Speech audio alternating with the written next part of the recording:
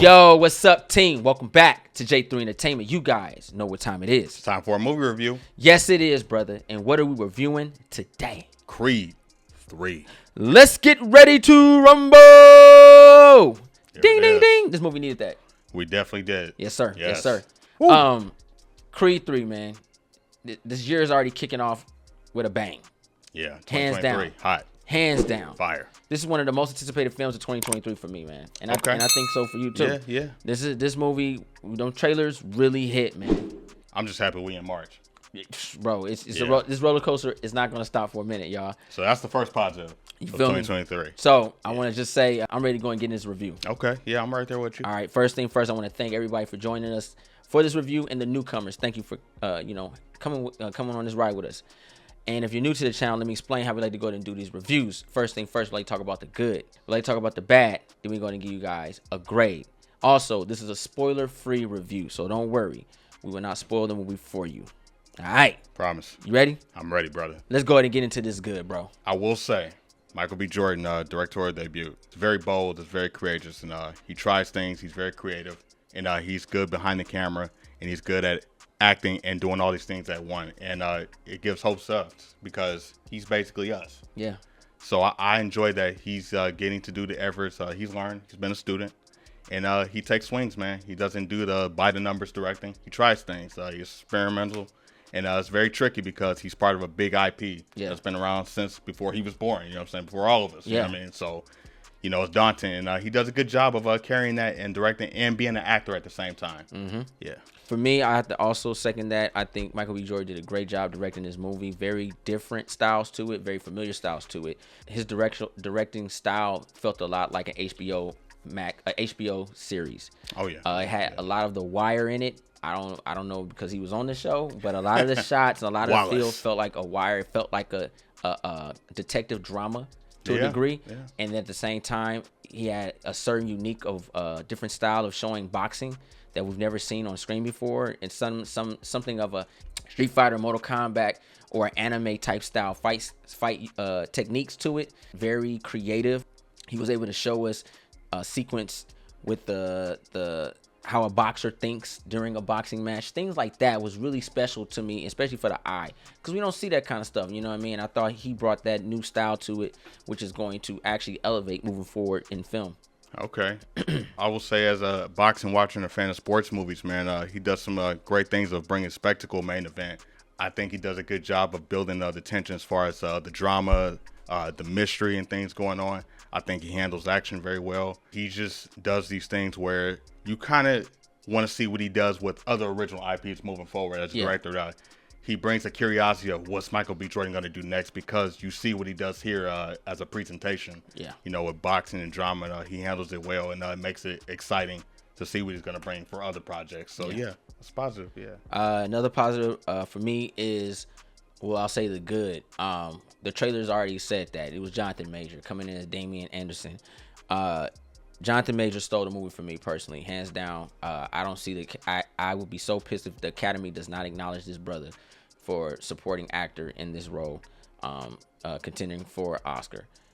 His presence is what made this movie for me, hands down. Pound for pound, this guy is killing it right now.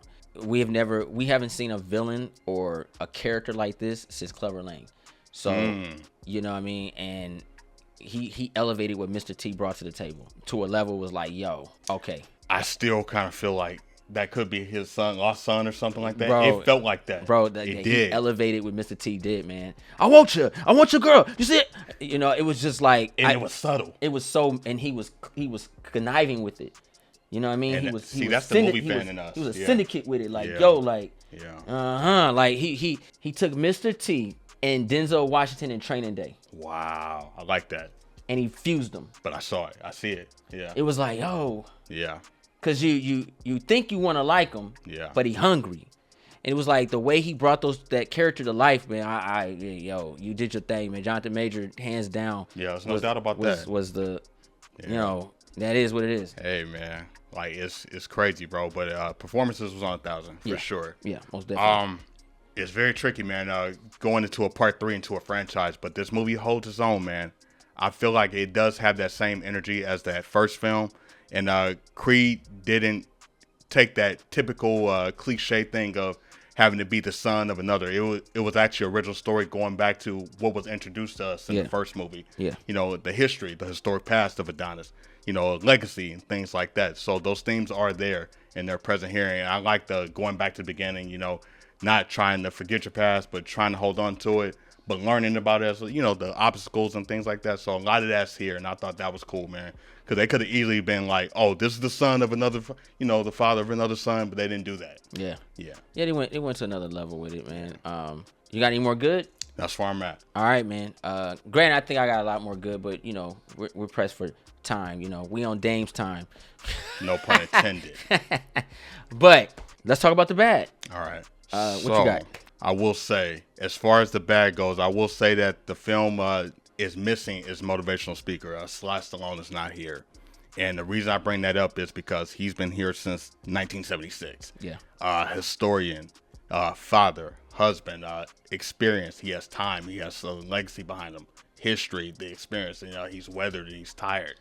And he just wants to be reconnected with his son. And I feel like because of all those things, you know, he needs to be here. And those things were felt in certain things where it's like, yeah, he should have been there. Yeah. Yeah, and that's a big problem. No, I agree too, man. The motivational part, we didn't have no Mick in this. Yeah. I remember, you know, when you go to the original, when he had to go against Mr. T, there was a Mick there. There was a Mick. Hey, Rock, he's hungry. You can't beat him. You know. Yeah.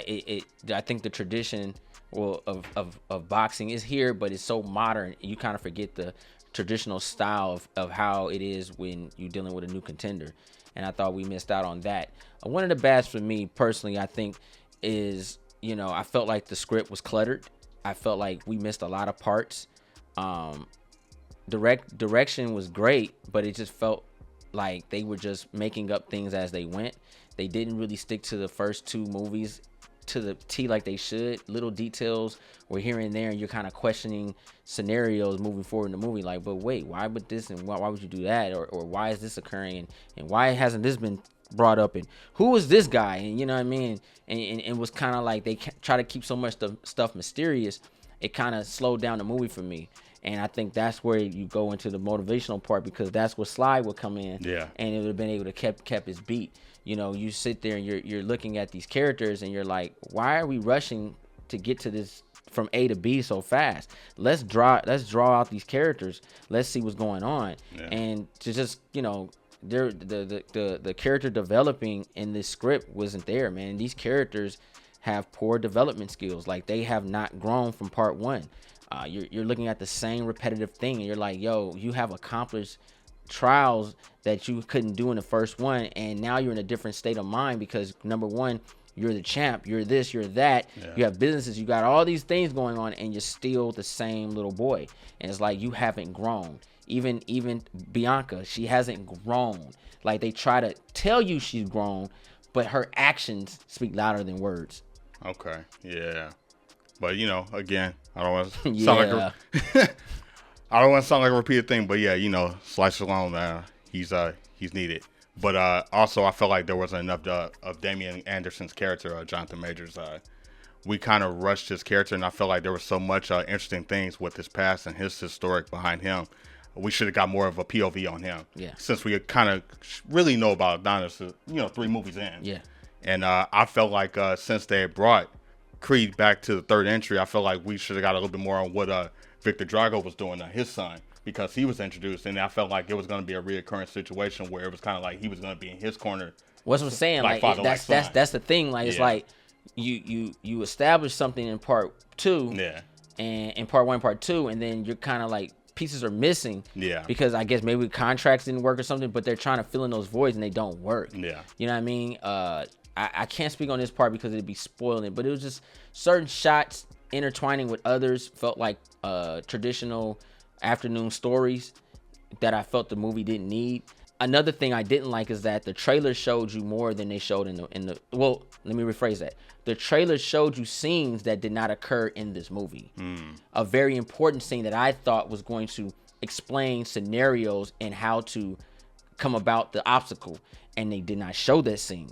And I was a little bit frustrated when I watched. I was like, wait, but that trailer showed this scene, so I'm thinking we were supposed to get this, and we didn't. And felt like they did, either they pulled out that scene or however it went, but I felt that the character Damian could have got darker, and I think he did get darker, and they just pulled those scenes out. Yeah, that's what I'm saying. Yeah, that too. I also felt like well, it'll be spoiler. I'll leave We're gonna stay away from that one. Yeah, all right. Any more bad? Just more time with characters of the supporting characters for a couple, man. As far as like the history of Rocky goes, I like going back in time when we get development on what's going on so that it can move the story forward. But when you're flashbacking to move the story forward to get to the fight, it's kind of a problem. Yeah. It's just messy. It's entertaining, but it's messy. My last thing, and I'm just gonna say this: Tessa Thompson. I think Tessa Thompson did a great job. However, the way she was written and the performance, because she did a good job, but the way she was written, she never feels like a mother. Interesting. She didn't feel like a mother. She felt like a stepmom or a nanny, someone watching the child. She didn't feel like, she felt like a girlfriend. She didn't feel like a wife. She didn't feel like a mom. She didn't have that presence. You know what I mean? Like, she just was there. I'll say this. She was cool, but it's like, y'all got to do something about that. I'll say this.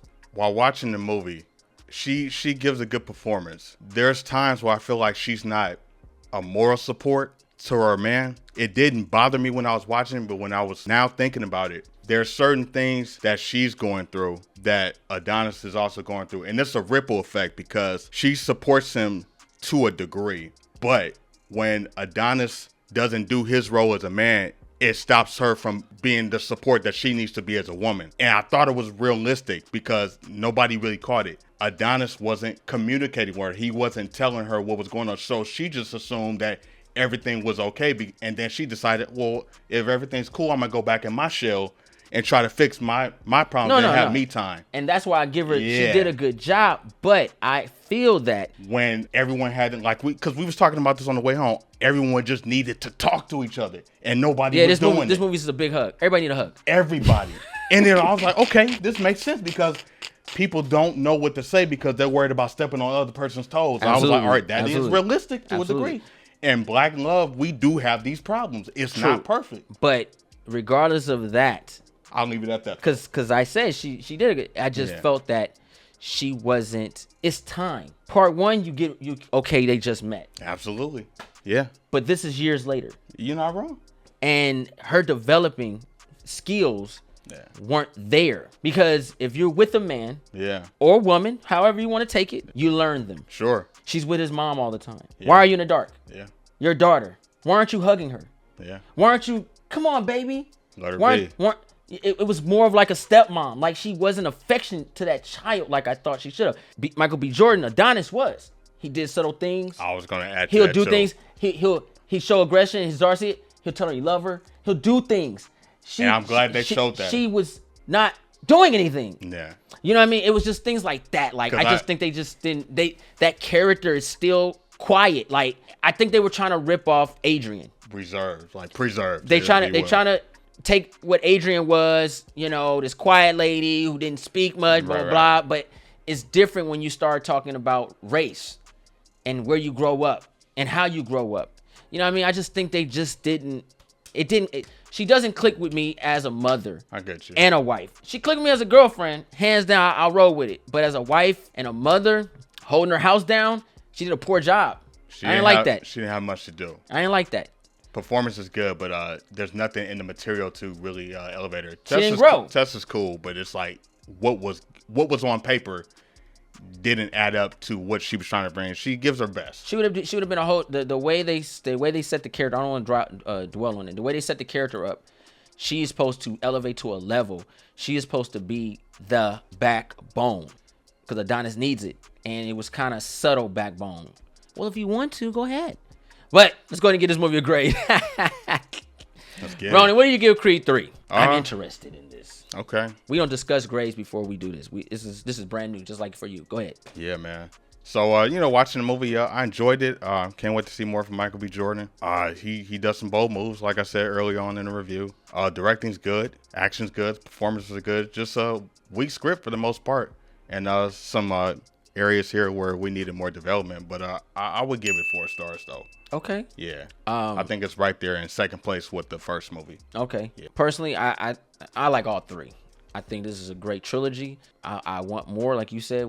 I want more. I want to dive in it. I just think that if you're gonna run forward with Michael B. Jordan, I think it's a great idea. He can learn and get better with the craft, but you do need a stronger script. You need to really break down the little things. The little things was gonna make these movies special. It's not about the major event. The major event's gonna always happen, but the little things is what makes the audience drive and make us want to really watch more of it. And this movie really was missing a lot of that. Because it was like at one point you're just waiting to see Jonathan Major, and then it's like, okay, now he's here, let's go, because Jonathan Major is considerably the little thing. He's the new guy. He's a new person. You don't care about nobody, none of the other characters. You don't care nothing about them. You don't care about any of the other characters because they have no growth. So with that said, even though I liked the movie and had that script part, I'm also giving this movie 4 stars. This is a much watch film. We gotta move on these movies, man. I'm talking about support these type of movies because these are movies that made us go to the theaters in the first place. Very interesting storyline, character, everything like that is what it is. And I also want to say this: I still love the fact that they included Apollo Creed in our actual reality of boxing. I still think that's a brilliant idea, man. Yeah, I loved it. I love every bit of that. But guess what? It's not about us. It's about y'all. Post that comment down below. Let us know what y'all thought about this review. If you're new to the channel, go ahead and press that subscribe button. Thumbs up this video. Don't forget to share. Instagram, Facebook, Twitter. Also follow us on Instagram and Twitter.